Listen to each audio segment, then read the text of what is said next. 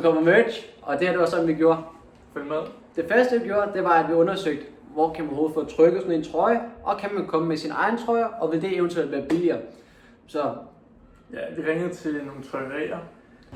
det er vigtigt. Jeg vil høre, om det var muligt at få trykket et par trøjer. Ja. Der er tale om 4 trøjer med noget print foran og bagpå. Ja, der fandt lige ud af, at man kunne have sin egen trøje med. Det fandt vi ud af, at det kunne vi. Så tænkte jeg, det er meget billigere end at købe en trøje nede i trykkeriet. Så det første vi gjorde, det var, at vi satte selvfølgelig kurs mod Rødovrecentret, hvor vi skulle på jagt efter en sort og en hvid trøje. Ja. Herefter så fandt vi ud af, at Shep, der kunne vi komme med dem. Så vi cyklede ned til Shep. Det var lige en god cykeltur på 7 km igennem en byggeplads og sådan lidt forskelligt. Ja, og god vind. Så i Shep, efter vi var cyklet 7 km igennem byggeplads og vind og jeg ved ikke hvad, så fandt vi ud af at stå og snakke lidt med dem, hvordan skulle designet være, og skulle der være outline og kvaliteten og alt muligt. Det fik vi sendt afsted og fik retursvar. Ja, der fandt vi ud af, at det lå sgu lidt ud for vores budget, fordi at vi ønskede kun at få lavet de her 4 trøjer, og så var der minimumsbestilling på 20 og 30 styk. Så det løb altså op i omkring 2.000 kroner for de her 4 trøjer. Det næste vi gjorde, det var, at jeg var på arbejde, så spurgte jeg egentlig bare rundt, om der var nogen, der kendte et fint trykkeri. Og der var så en af mine kolleger, der sagde, jeg har fået trykket det her. Og så sendte jeg det til Laurits og sagde, ved du hvad, prøv lige at ringe til ham her. Jeg ringer så til Jan. Jeg tror, det hedder Jan. Jeg ringer til Jan. Kan man komme med sin egen trøje? Hvad koster det, og kan man få trykket det? Det kunne man godt.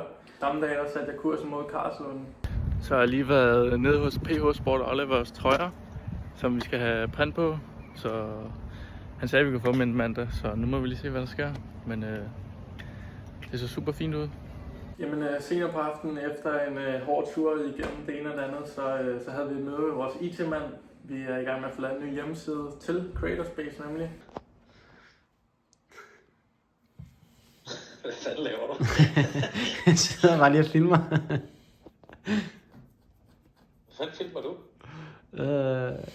Så står jeg lige i elevatoren og får at vide, at vores trøjer de er simpelthen klar, så nu er jeg på vej ned til PH Sport for at hente vores trøjer med Creatorspace. Følg med. Så trøjen altså er sådan kommet. Laurits har været så god, at han var nede og hente den. Så jeg synes de blev meget gode. Så sidder vi lige her på vores fælles terrasse, sidder og arbejder lidt. Vi hører noget musik. Får lige en øl eller 2. Ja, det er godt været. Så sidder lige her en 1,5-2 timers tid, og de sidder og arbejder lidt. Og de har haft et møde med et magasin. Godt nok ikke lige omkring Creatorspace her, men nogle andre spændende muligheder. Vi sidder og får lidt sol, mens vi arbejder. Ja, det er sort. Ja. Nå, så er der gået en lille 1,5 times tid. Så blev det rød, synes jeg. Jeg har nok ikke taget helt nok solcreme på. Men ja, så vi tænker lidt at holde den der. Jeg har haft skrevet til en del marketingbureauer. Jeg har lavet follow-up på en del virksomheder, vi har været i kontakt med. Og det er egentlig lidt det, jeg har fået tiden til at gå med. Ja, jeg har egentlig også bare skrevet til en masse marketingbureauer. Så holder lidt øje med vores første video her. Vi har uploadet i dag på vores nye serie.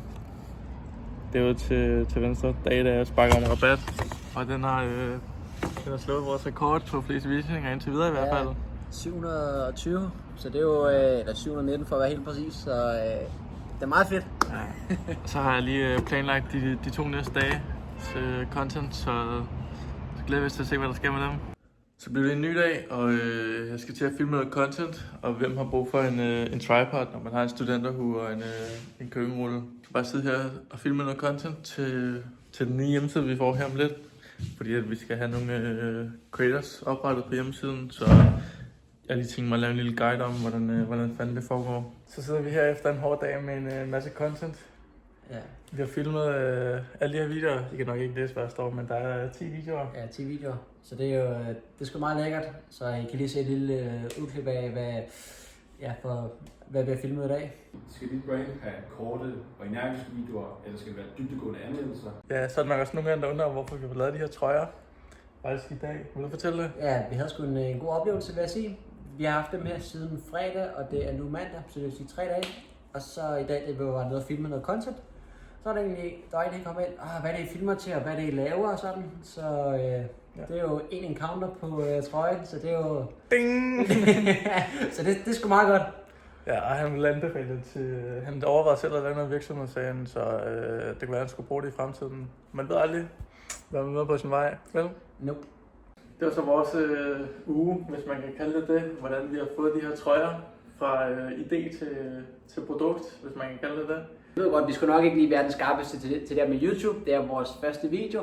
Men vi håber egentlig lidt, at I vil følge med på rejsen. Måske I selv kan blive inspireret til at starte jeres egen ting. Se hvordan I kan få ting til at hænge sammen.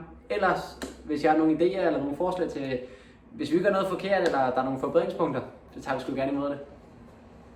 Tak fordi I så med.